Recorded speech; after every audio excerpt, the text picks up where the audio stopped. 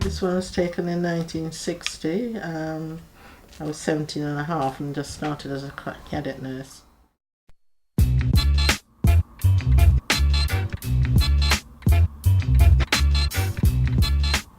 Well, I arrived in the United Kingdom in August 1960. I was quite excited, but I was 17 and a half, having just completed high school. My parents were here, so the reason was to join them and finish my education here. There wasn't much you could go into. I think being an ethnic person, it wasn't very easy to get into society. And I wanted to be a teacher, but it was easier. It was much easier to get into nursing. I'd say Christchurch. My first training, the class of the first training school.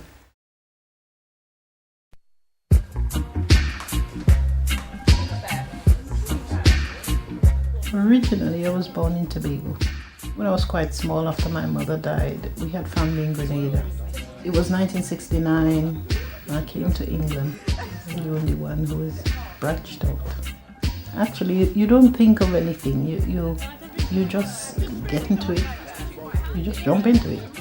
When I was in Grenada and thinking of what to do, I wanted to do nursing, but you know, in Grenada, you have to wait a long time before you could actually get into the hospital because there's so many people wanting to do it.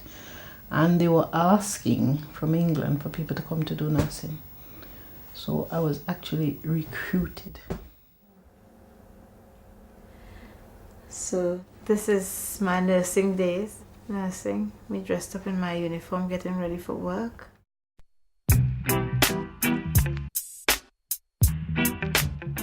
I came from Trinidad. I was 19, just not long completed my 19th birthday, 1969. As far as I was concerned, I was on an adventure, you know, starting off my own life. I always wanted to be a nurse from very little. And I also had an older cousin who was a nurse, who used to be amongst our mates, and she was like a role model. I just miss Trinidad. My mom, my dad, you know, my brothers and sister. It was so cold. It was, in December? My first night I cried my eyes out.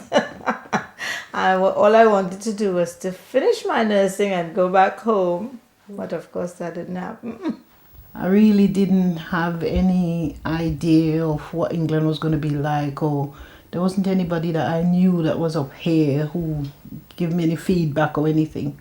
There was a lot of stories about, you know, England and everybody's idea about it's paved with gold. And, you know, you're excited because you think you're going to see Buckingham Palace and all this sort of thing. You know, the grey skies were a bit of a shock.